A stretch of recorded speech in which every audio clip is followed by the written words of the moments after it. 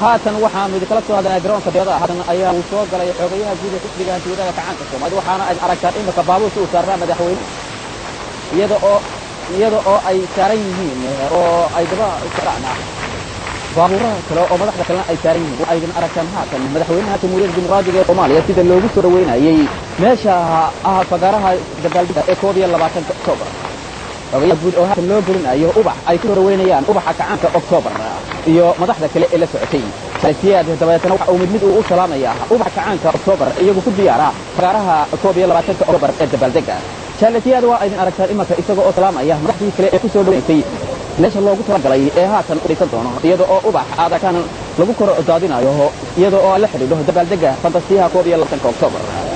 siyaad waa idin aragtaan sida imika uu ubaxa kacaanka u salaamayo iyo madaba isagoo loo soo dacayo goobtii uu dhisan lahaa ee dabadeedna uga daawan lahaa fantasiyaha iyo maashaadka loo samaynayo dabaaldega 22 Oktoobar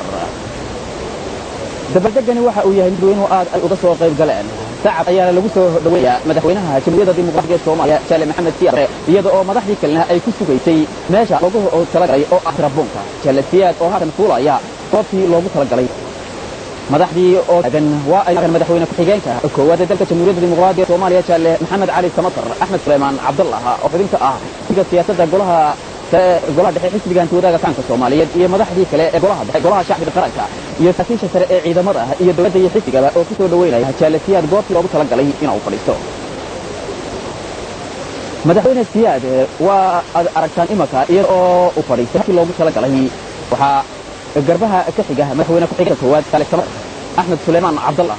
iyo madaxdii kale ee xisbiga iyo dawladda ka tirsanay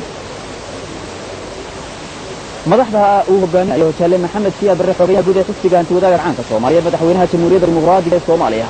waxa ay halkan ay ku daawan doonaan fantasiyaha ummadda Soomaaliyeed 14 guurada kacaanka 22 Oktoobar ay soo bandhigi doonto iyaga oo halka hortooda soo mari doona qaybo oo ay ka mid yihiin ciidamada qalabka sida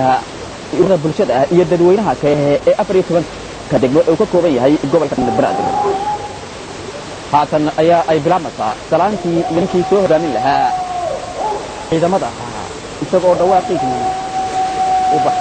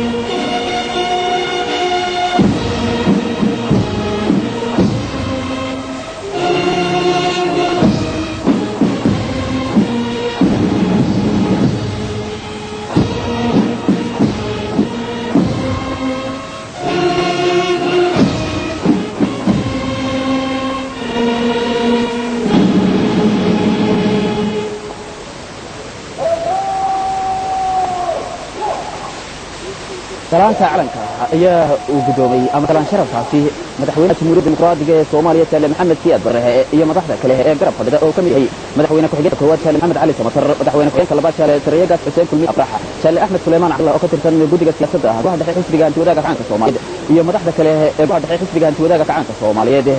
golaha shacbiga qaranka iyo saraakiisha sare ee dawladda iyo xisbiga Jaale Siyaad oo la riyaa haatan labada madaxweyne ku-xigeen oo dhex fadhiya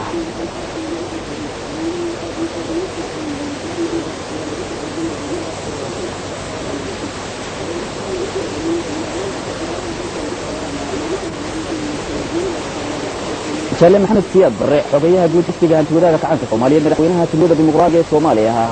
iyo madaxda kale ee ay kamid yihiin labada madaxweyne ku-xigeen iyo golaha dhexe iyo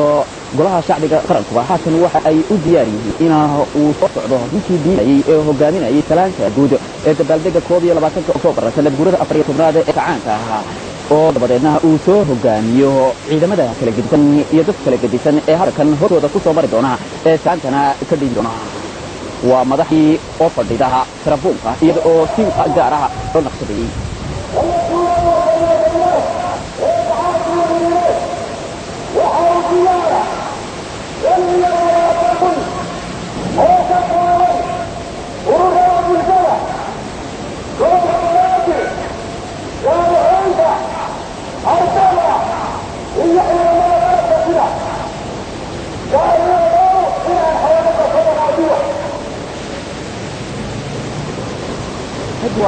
baabuurkaasi uu saaran yahay ninka guud ee sarkaalka ah ee ciidamada soo hogaami doona iyo xoogag kale ee qayb galay ayaa waxa uu dhaqaaqay xagga iyo markii ay tagnaayeen qaybaha kala duwan ee xoogaga ah ee iyagu soo hormari doona jaalasiyaha kana ka doona salaanta 22 Oktoobar xafladii guurada kacaanka oo ku beegan maanta oo bisha Oktoobar ay tahay 22 Oktoobar ciidamada baandooyga ee iyagu midka kala geysan garca una gaacaya kooxahaasi sidii ay u soo dhaqaaqi lahaayeen oo jaan iyo jiita ay isula heli lahaayeen marka ay salaanta ay diidayaan ee madaxweyne Jaale Siyaad ay guddoonsiinayaan ayaa iyaguna u dhaqaaqay dhankii ay kanaayeen xoogaga kala geysan ee soo mari doonta waa kooxo jabsan oo musical carfiyey oo iyagu si u garaacaya ina kala bedeli doona inta ay socoto dabaaldeggan maanta 22 Oktoobar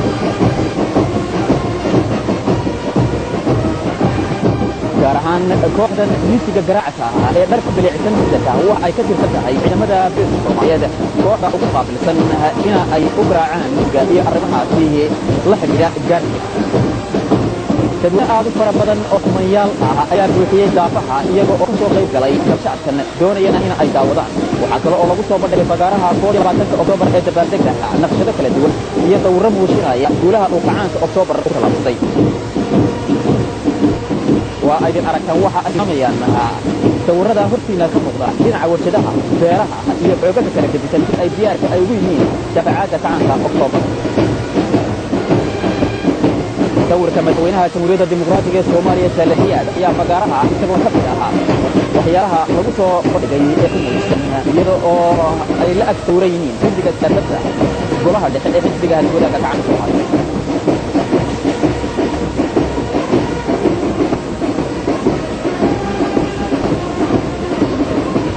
kooxdii wali waxa ay u socdaan in ay soo hogaamiyaan xoogagii kala duwan ee iyagu ka qayb galayay dabaaldegga 22 Oktoobar ee jidka ay aragtaan ee sida u xaaran una rushaysan soo mari doona kadibna halkaasi u guddoonsi doona salaanta madaxweynaha dadweynuhuna hareeraha ayaa ay daawanayaan iyadoo oo qaarkood ay goor hore ay yimaadeen gaar ahaan habeenimada 22 Oktoobar dadweynuhu idaaraha ayaa ay eegayaan dabaaldegga 22 Oktoobar oo la dhacsan nidaamka iyo bidicsamida xoogaga kala gedisan ee soo mari doona gaar ahaan diiwaanka ay la xiriira gaarga ee ay garaacayso kooxda baanka ee xisbiga kacaanka 22 Oktoobar arrimaha guulaha u ahaa ee ugu talaabsaday waxa ka mid ah ururada bulshada oo u aasay waxaana halkaas ka muuqda calamadii ururada bulshada oo ka mid ah waxyaalaha jadiidkan hor muuqda وليه سجال لكن واحد هاي كانت في كان أكتوبر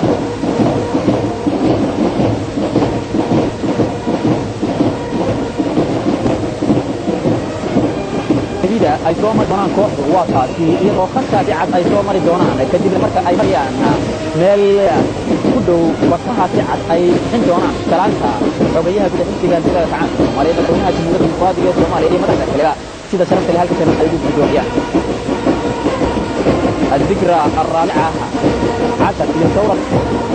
21 أكتوبر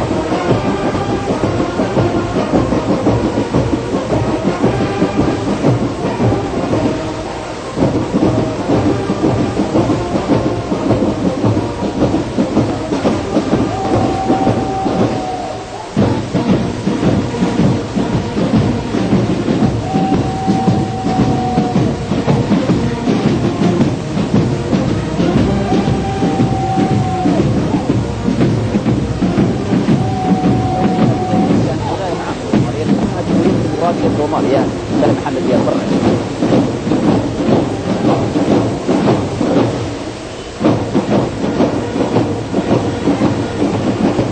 kooxdan oo dhex maraysa iyo gudweynaha oo hareeraha aad wada oo ishii maanta kor loo turaa aanay dhulka u dhacayn ilaa iyo haatan waxa ay u socdaan sidii ay u soo hogaamin lahayd kooxaha kala gedisan ee doona kooxda kooxuhu ilaa iyo meel kale ama meel dheer ayaa ay sababta yihiin dadweynuhuna ilaa iyo intaasiba waa ay sababta yihiin jidka hareerihiisa ay kooxaha kala gedisan iyo xoogada ka qayb galaya damaashaadka in ay soo marayaan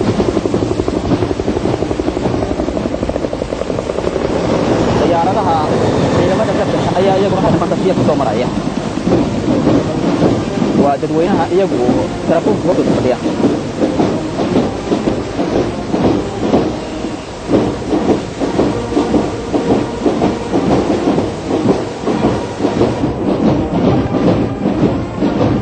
dadweynuhu waxa ay suban yihiin hareeraha jidadka kala duwan ee magaalada muqdisho gaar ahaana meelaha ku dhow taraafikaha ama goobta ay soo mari doonaan kooxuhu waa idin aragtaan haatan kooxihii kala duwanaha ee soo marayay fantasiyahan 21 Oktoobar loo sameeyo oo qaybtii ugu horeysay ay haatan ay soo muuqatay iyada oo sidaas isku dabahayn doonaan aadamoodo la isku xiriyay waa ciidamada qalabka gudaha ee dalka Jamhuuriyadda Dimuqraadiga ee Soomaaliya kooxo ka tirsan oo u soo horeeya iyo ururada bulshada kooxahani iyagu waxa ay qaybo kala duwan oo ka tirsan ciidamada qalabka sida iyo xoogada kale ee ururada bulshada ee dadweynaha gobolka Banaadir ee ka qayb galaya fantasiyahan oo qayb waliba ay sido caalankii u gaarka ahaa ee ay matalaysay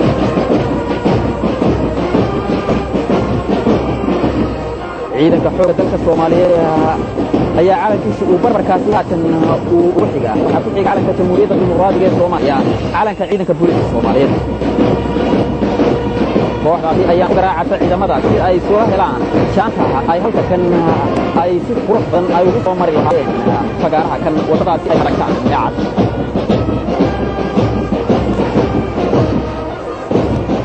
xogayaha guud ayaa si gaar ah u eegaya oo ku farxaya qaybaha kala duwan ee halkan fantasiyaha maanta ku soo marayo iyadoo ay barbar fadhiyaan guddiga siyaasadda golaha dhexe xisbiga gudaha gacanka Soomaaliyeed iyo qaybaha kale ee xubnaha ka ah golaha dhexe xisbiga gudaha gacanka Soomaaliyeed golaha shacbiga qaranka saraakiisha ciidamada qalabka sida iyo dowladda salafiyada iyo madaxda kale halkaasi ayaa ay ka daawanayaan ciidamada soo hormaraya sawirada igu kadaaman droonka 21 Oktoobar oo hareeraha iyagu kaga kadaaman ay soo marayaan kooxaas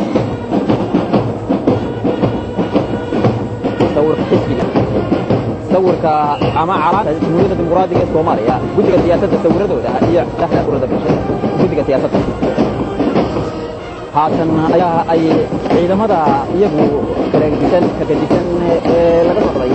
ay soo leeyihiin gaar ahaan ay ku soo yihiin meeshii ay ka bixin laanta iyada oo ay u sameeyaan kooxdaasi miiska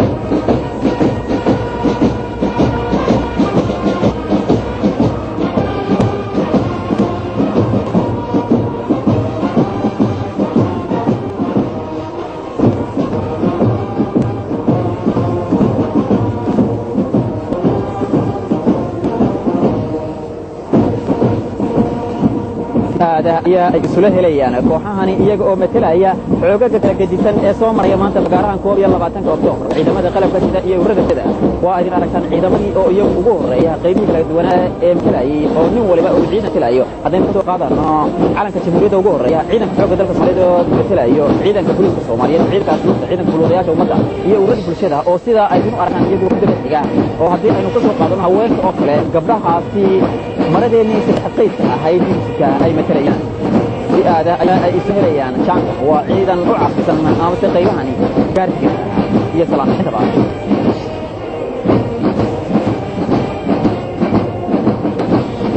calanka jamhuuriyadda dimuqraadiga ee Soomaaliya ee xigta shangeesleyda ay kaga taalo bartanka ayaa ugu horeeya oo ciidamadaasi haatan ay u salaantii ciidankii calanka waa uu ka daba bixiyay baasina calankii ayaa ay bixiyeen jaalasiyaadaha shacabka ayaa u ayaa ay madaxdu ay bartaan daawashada waxyaabaha ka dhacaya iyagoo ilaa iyo hadda qaybaha kala duwan ee ay marxaad ku jiraan salaam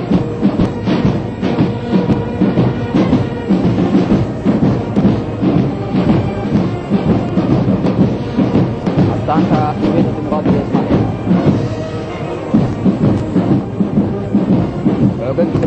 xoogaga soo mari doona kan ayaa ilaa iyo haatan ay ku jiraan daawadayaal ururada bulshada shaqaalaha Soomaaliyeed weeyaan qaybta hore haweenkii ayaa ku xiga astaanta jamhuuriyadda dimuqraadiga ee Soomaaliya ayaa ku xiga ragga wararka diran ayaa iyagu soo qayb goobtan iyada oo dadweynuhuna labada qodob ee geedida kan ay ku celiyoomeen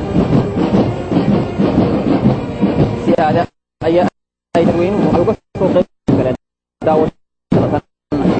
iyagoo oo ka qayb galaya halkan waxyaalaha ka dhacaya oo daawanaya ururka dimuqraadiga Soomaaliyeed ee qaybo ka tirsan oo iyagu sita maradeennii hidaha iyo dhaqanka ee haydiha ayaa adarkan waa sawirka madaxweynaha jamhuuriyadda dimuqraadiga ee Soomaaliya oo ka mid ah waxyaalaha ay ku marayaan ururka dimuqraadiga haweenka Soomaaliyeed waa ururka dimuqraadiga haweenka Soomaaliyeed iyo haweenweynaha ka tirsan gobolka Banaadir degmooyinka uu ka kooban yahay oo fantasiyahan iyaguna waa cadar oo ka muujinaya waa idin aragtaan astaanta hooyooyinka dalka jamhuuriyadda dimuqraadiga ee Soomaaliya waxa ay yihiin fantasiyaashan oo kale si weyn uga qayb gala maanta oo kalena gaar ahaan 22 Oktoobar haweenku waxa ay ku dhawaaqayaan xamaasad iyo ereyo soo dhaweyn ah oo ku saabsan 22 Oktoobar ragga wararka jira iyo kuwa sawiraba dadka mahma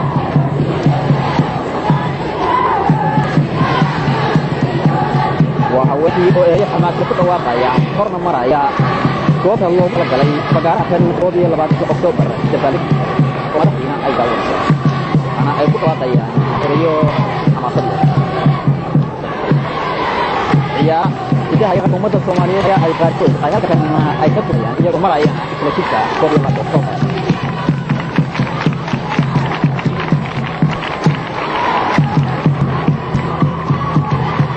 إذا هي حكومة الصومالية وامدي عادي أدوبة أنا أيوة يعني على ما في جمهورية يجوا كمدة وحيالها السود وين قبل الله ما تقوم ورنت تعبها وأرمها أيوة يعني هو ديمقراطية الصومالية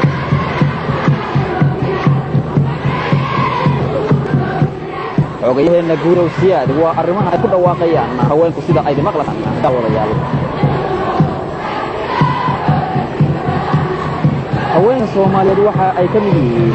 waxyaalihii gacantood iyo 20 Oktoobar 1999 qaaday dalka jamhuuriyadda dimuqraadiga Soomaaliya oo maanta gaar ah siiyay markii ka cusub dalka iyo maanta laakiin daraadeed ayaa haweenku waxa ay markasta gaar ahaan 22 Oktoobar si weyn uga qayb gala iyaga oo sita dharkii abaanka u ay hidaha iyo dhaqanka gabadha Soomaaliyeed oo ah maradeennii daxtay ahayd iyo kuulaha ay ka leeyihiin qortooda caleemo ayaa ay lulayaan iyada oo riyaaquna uu ka muuqdo wajigooda iyo farxadda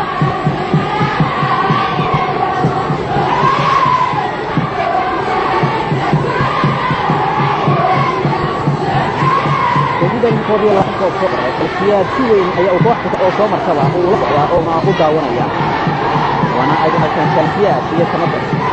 فالتي هي أوضاع من الرقية مثل أحد سليمان وهي مدحضة قوية بالحياة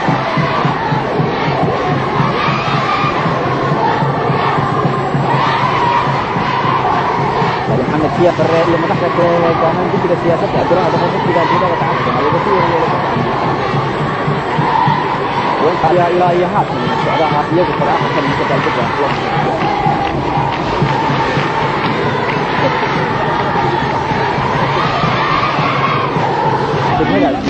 عيارها ردي قلت أي أنا كثير أو عيار يا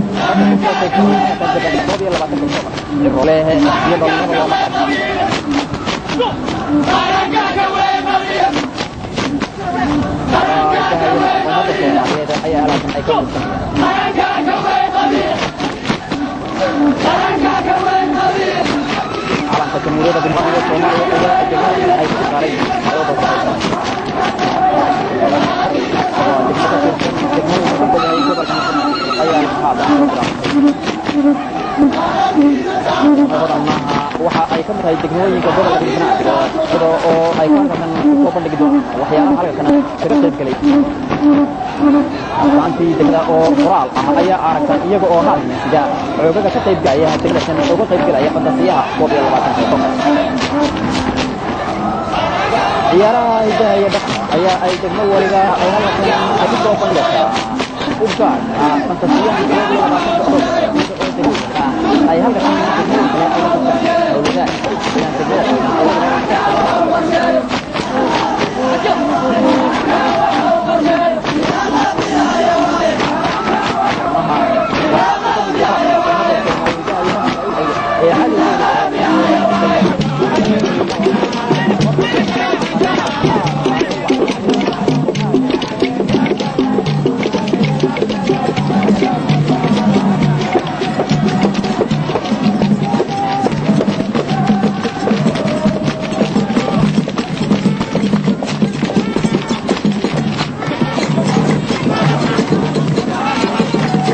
bilaabantay iyada oo hogaaminayo halkaas ku ah oo isagu wacdana ku qaba ciyaaraha dahayada nafsi ayaa ay aragtay isagoo sayray kooxii hogaaminay ayaa soomay oo iyama chance iyo ciyaaraha dahayada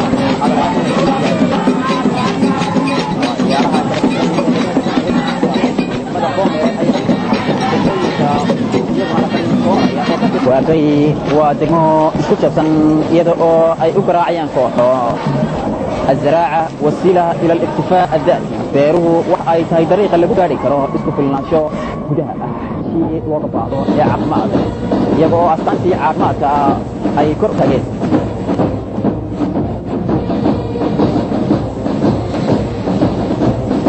عقمات وحيالها لغو يقنو كوحاك لقد شنة تقيا وحاكمتها تركاسي عدد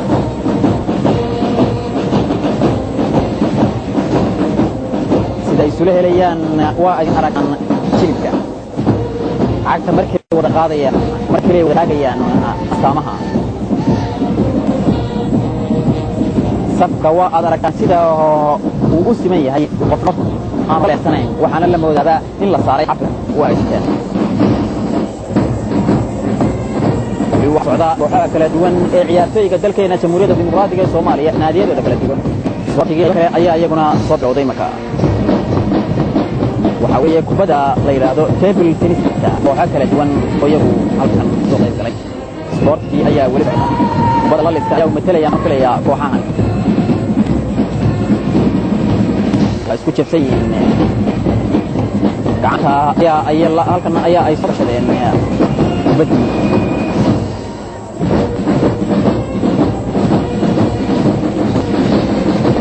sportkiga waa adarkan ay u dhisayeen kooxahan أو دي بيا تاني هاتن كوحدي يوم التنس كي وقابين أي شاء الله هاتي أي يوم سانتي هاتن دي بيا قرو كارا أي سيتان كوحا تيب التنس كا وانا ليرا قبل أي ركب الله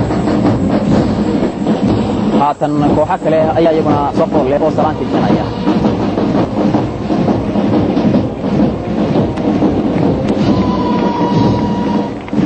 xoogagga kala gedisan ee maanta soo maray halka kana rag iyo haweenba looma kala hadhin inta Soomaaliyeed maanta waxa ay la sintahay ninka Soomaaliyeed koox waliba marka ay hormarayso faraha ayay si aydin aragtaan ay u bixin salaanta kadibna marka ay gaadho ilaa iyaga hore ee aad aragtaan imanka ninkaas calanka sida ugu socdo ayaa ay dejinayaan Sale Maxamed Siyaad Barre madaxweynaha Jamhuuriyadda Dimuqraadiga ee Soomaaliya barbar fadhiyaan labada madaxweyne xigeen Sale Sale Axmed Suleymaan Cabdallah oo ka tirsan xubin guddiga siyaasadda golaha dhexe xisbiga golaha Soomaaliyeed iyo xildhibaanadii dhaliyay kacaankii 22 Oktoobar golaha dhexe iyo golaha shacbiga qaranka iyo mas'uuliyadda kala dawladda wali dhalinyaradii ayaa socda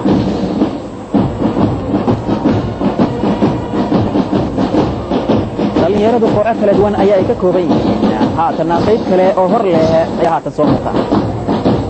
qayb walbana Sale Maxamed Siyaad Barre iyo madaxda kale si weyn ayaa ay ula socdaan u fogaayeen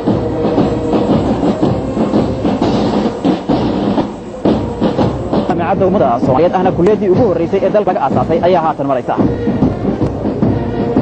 wali waxa socda kulliyadda waxbarashada la foolay qaybihii kala duwanaa oo qaybo waxa ay yihiin haday qaadano chemistry oo kale geography oo kale taariikh oo kale qaybo kala duwan sida education iyo carabiga luqadda Soomaaliga iyo luqadda qaybo kale oo fara badan waxa kala duwan ay ka kooban tahay kulliyadu ayaa halkan soo maraya fagaaraha kan waxa socda baarmanka kala duwan ee kulliyadda waxbarashada la foolay kulliyadda geology ayaa haatan imankana socda geology-du ayaa haatan soo bilaabmaysa kulliyadda geology-da ee jaamacadda ummadda Soomaaliyeed ayaa haatan salaan bixinaysa ay madaxda kan diyaarka u ah ay siinayeen maraysa iyo madaxda xisbiga dawladda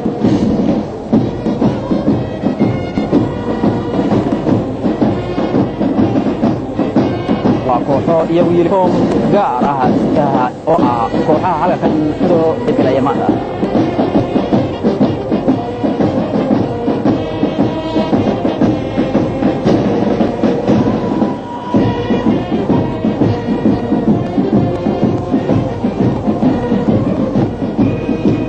waxaan waa dhalinyarada shaqaysa oo aydin aragtaan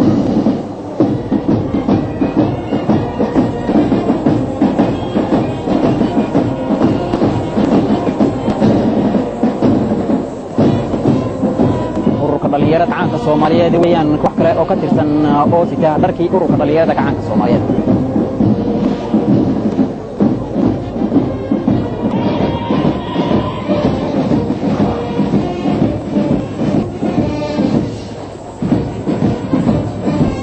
ciidanka guroodayaasha ummadda waxa ka muuqata qiiro wadaninimo iyo in ay diyaar u yihiin daabacaadda dalka iyo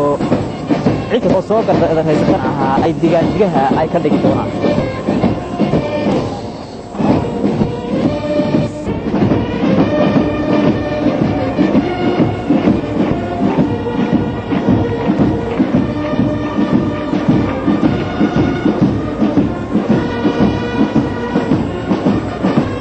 ciidanka asluubta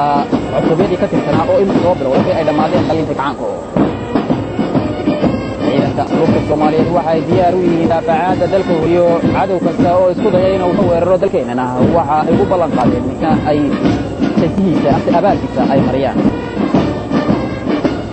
waxaana ay ka qadaan arrimaha sida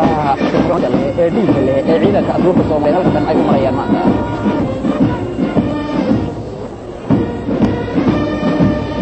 ciidankii asluubta oo hurimahoodii ka duwanaa ay hoggaamiyaan waxduulda haatana waxaa soo bilowday ciidanka booliska Soomaaliyeed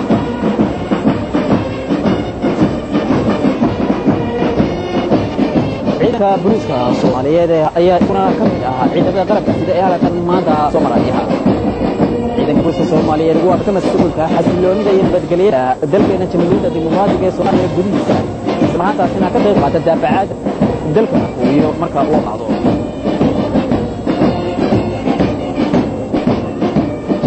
waa taliyihii watay ciidanka booliska warmaha kala gadisan halkan uga qayb galaya ciidanka booliska Soomaaliyeed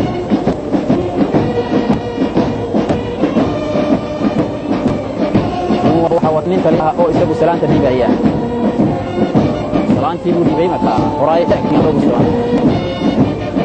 sida bal eeg ay safar aanay marnaba aanay isla seegeen qalloo ciyaarina aan ka galin في أيو ديبي هذا ضربا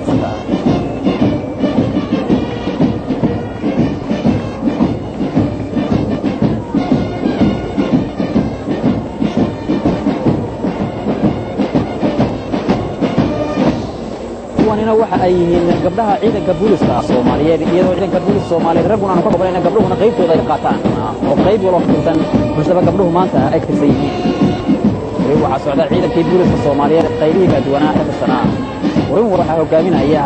nin taliye ah waxa ay ku gaaray yihiin qorigooy ay ku tigacayeen dalka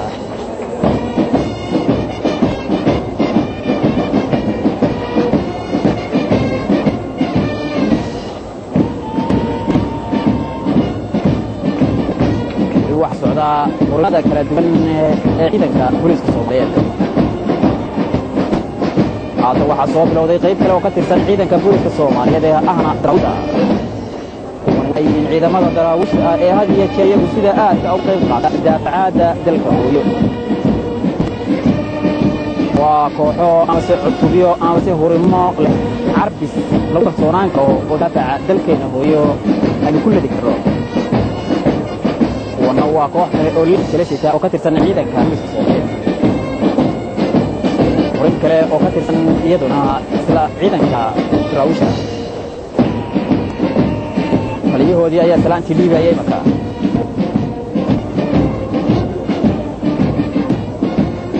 daraawishtii weeyaan oo magaca iyagu waxa ay ka sitaan Maxamed Cabdullaahi Xasan dagaalyahankii Soomaaliyeed iyo daraawishta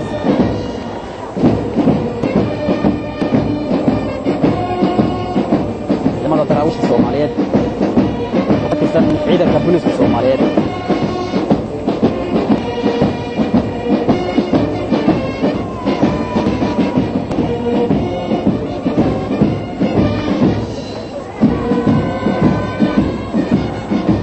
ciidamada daraawishta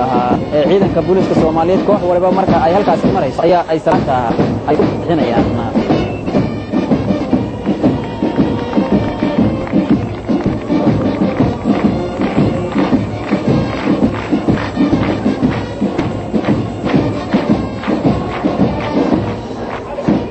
waxa ay arkaan iyada oo ay bilaameen ciidanka xoogga dalka Soomaaliyeed oo hogaaminayo inkaas ay arkaan wada garanaysa ma mareeya waa dambashi haweeye kale xigeenka xoogga dalka ee dugsiga sare xalana ina fara badan ayaa daawanaya marka ay soo muuqdeen ciidamada xoogga dalka Soomaaliyeed oo hogaaminayo ciidanka xoogga dalka Soomaaliyeed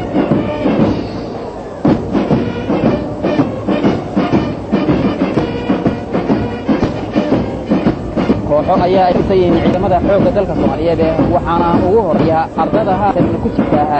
tababarka xalan waxa ay u qaabilsan yihiin ardadani abate ay u qaybsan yihiin hurmooyin kala gedisan iyada oo kooxdan ka tirsan halkaysa ay ku jirta dugsiga tababarka ee xalan oo ardadii ka soo baxday dugsiyada sare ee dalka Jamhuuriyadda Dimuqraadiga Soomaaliya ay tahay kooxdii ugu badnayd ee dugsigaasi dugsiyada sare iyada oo ay ka kooban yihiin hurmo haatan digriida 12 Oktoobar ay ku marayaan magacahan waxaana hogaaminaya macallimiintoodii dugsiga tababarka ee xalan haweeyaan kuwanina qaar ka tirsan dugsiga tababarka ee xalan ardayda dugsiyada sare ka soo baxday ku jirta dugsiga tababarka xalan ee halka carbiska ku qaadata gaarana tani waxa ay tahay hurin gabdha ah walba waxa hogaaminaya in isagu sarkaal iyo qaybo kale oo u sida calanka dalasiyaade iyo madaxweynaha guddiga sadada iyo golaha nabad weyn ayaa ay wada dhacayaan waa xumo kale oo ka tirsan isla dugsiga tababarka ee xalana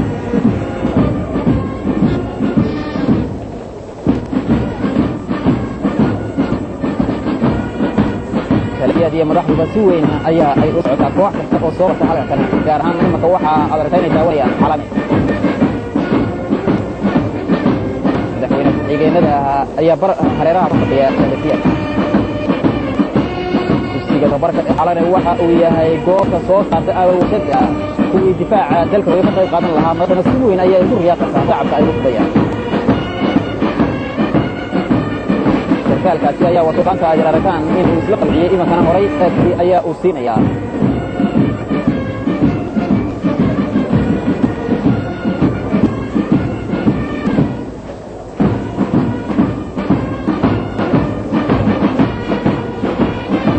هذا أي ثلاثيات في مدحوين حجنة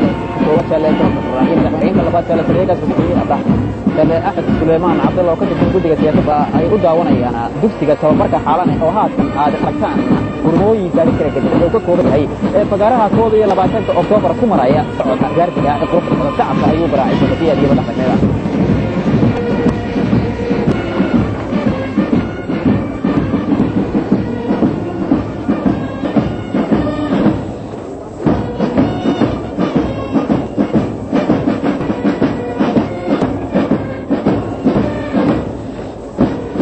waxaa soo bilowday kadib markii ay dhamaadeen kuwaasi ciidamada badda ee xoogga dalka Soomaaliyeed waxa ay yihiin kuwa mas'uul ah ilaalinta xeebaha Soomaaliya iyadoo oo dalkeena Jamhuuriyadda Dimuqraadiga ee Soomaaliya uu leeyahay xeeb aad u dheer oo dheeraysan 3360 kiiloomitir taasi oo ah Afrika ugu dheer Afrikada xorta ah marka laga reebo Koonfur Afrika xeebtaasina ciidankaasi aad aragto ayaa ay ku leednaa sidii ay u ilaalin lahaayeen ee ay uga yurayn lahaayeen cadawga oo isku daya in uu Soomaaliya ka soo galo dhinaca xeebaha waa kooxahaasi aad aragtaan ee hurmooyinka u qaabilsan ee mariinada uu si aad ah ugu daawaday